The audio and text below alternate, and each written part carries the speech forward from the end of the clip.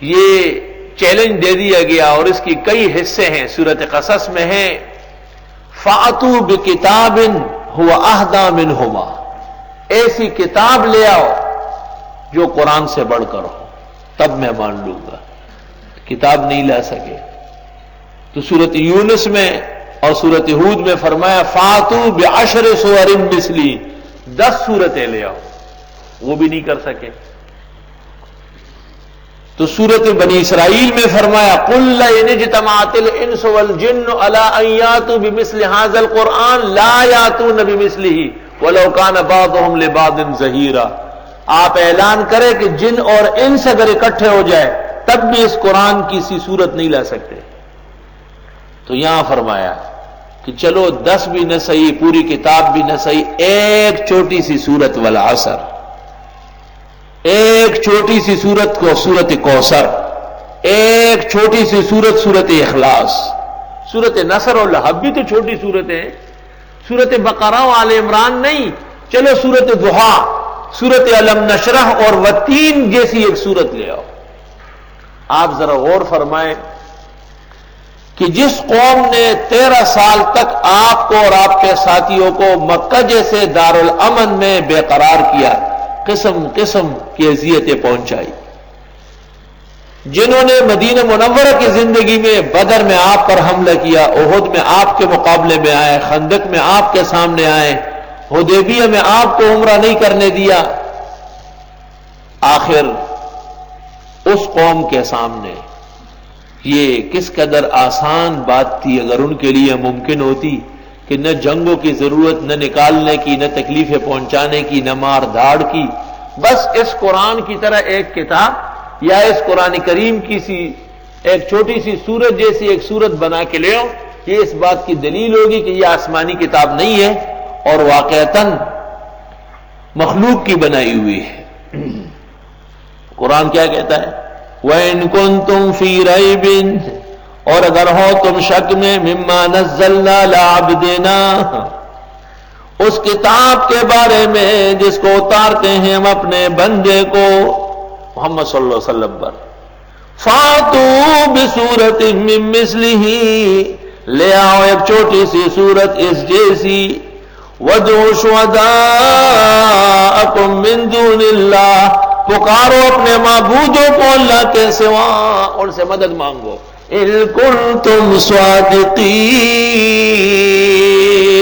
اگر ہو تم اس قرآن کو آسمانی کتاب نہ ماننے والوں، نہ ماننے میں سچے ہیں، اگر ہو تم پیغمبر پر افترا کرنے والے، ام یقولون افترا، ام یقولون افترا، آیا یہ لوگ کہتے رسول اللہ نے بنایا؟ قل فاتوا بعشر سور مثلی، فاتوا بسورۃ من مثلی، ایک چھوٹی سی سورت تو لا. مسیلمہ کذاب نے رسول اللہ صلی اللہ علیہ وسلم کے آخری ایام میں نبوت کا دعویٰ کیا تو کسی نے ان کو کہا کہ وہی تو دیکھا ایک چھوٹی سی سورت، تو اس نے سورت فیل کے وزن پر ایک سورت بنائی. الفیل ملفیل وما ادراک ملفیل لہو ذنب وبیل وخرطوم طویل. اللہ اکبر. الفیل ملفیل، اوہ ہاتھی کی کیا بات ہے، لہو ذنب وبیل، اس کا ایک دم ہے اور ایک کنارہ ہے اکھڑا ہوا، وخرطوم طویل، اور سونڈ ہے لٹکا ہوا. اس کو لکھ کے ایک کنیز کو دیا کہ یہ رسول اللہ صلی اللہ علیہ وسلم کو دکھاؤ کہ میرے پاس بھی وہی آتی ہے. تو وہ کنیز بھی عربیہ تھی نا، اس نے ایسے ایسے دیکھا تو اس نے پوچھا کیا دیکھ رہی ہے؟ کہا کاتبو کا یلعن علیک، یہ لکھت تو آپ کو برا کہہ رہی ہے، لعنت بھیج رہی ہے. کہا کیوں؟ کس چیز کا مقابلہ کر رہا ہے؟ کہا کہ سورۃ فیل کا. کر مقابلہ، وہاں تو الم تر کیف فعل ربک، اس میں تو رب کا نام ہی نہیں، خدا کا ذکر ہی نہیں. اس کی پہلی آیت میں رب العالمین کا تعارف ہے کہ سب کچھ کرنے والا اللہ ہے، اور ایک ایک آیت وہ پڑھتی گئی اور مسیلمہ کا رنگ اڑتا گیا. دوسری چیزیں بھی ایسی بنائی ہیں مینڈک کے بارے میں ہے، یا دفدہ بنت دفدہ، اور نصف کف الماء و نصف کف التین وللماء تقدرین، مختلف خرافات۔ مرزا غلام احمد نے بھی سورۃ قدر کا مقابلہ کیا تھا، انا انزلناه فی القادیان وما ادراک ما القادیان مملوء من الخیرات الحسان، یہ ہم نے قادیان میں نازل کیا ہے قرآن، آپ کو پتہ ہے قادیان کیا شہر ہے؟ حسینہ لڑکیوں سے لبریز ہے، جس کو بازار حسن والے بھی قبول نہیں کریں گے، ایسی غلط و فحش تحریر۔ کتبہ یلعن علیہ، یہ سب کے سب ان پر لعنت کر رہی ہے۔ اور وہ مشہور زندیق سجاد راوندی نے نبوت کا دعویٰ کیا تھا۔ اصل میں یہ خود راوندی ہے، سجاد اس کی بیوی ہے، وہ بھی نبوت کے دعوے دار تھے، دونوں گرمی کے موسم میں درخت کے نیچے مل گئے اور سو گئے، بس اتفاق و اتحاد کا اعلان ہو گیا۔ اس نے قرآن شریف کے مقابلے میں ایک کتاب لکھی تھی اور اس کا نام تھا تاج۔ تو ابو اللہ معری، نحوے کا مشہور امام صرف کا، ابو اللہ معری سے بغداد کے پل پر ملاقات ہو گئی، سجاد راوندی زندیق تھی۔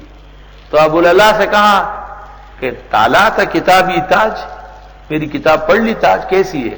اس نے کہا تاجو کا لا یصلح ان یکون نعلا، تیری تاج اس قابل نہیں ہے کہ جوتے کا تلوا بن جائے، اس میں کیا رکھا ہوا ہے؟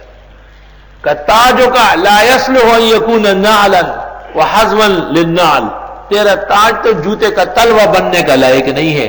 جس نے بھی مقابلہ کیا اللہ نے اس کو ذلیل و خوار کیا ہے اور ہمیشہ کے لیے رسوا کیا ہے۔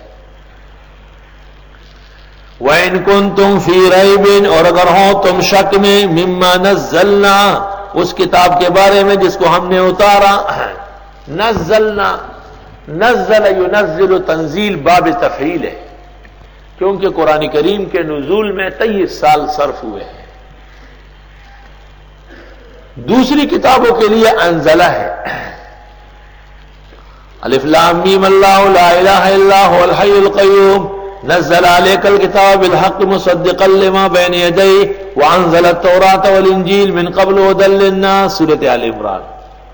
انا نحن نزلنا الذکر وانا له لحافظون، اور جہاں کہیں قرآن کے لیے انزلہ آیا ہے، الحمدللہ الذی انزل علی عبدہ الکتاب، وہ اس کے ایک جز کے بارے میں ہے۔ انزلہ کا تحقق ایک حصے میں ہوگا جو یک لخ نازل ہوا ہے۔ سورۃ فرقان میں ہے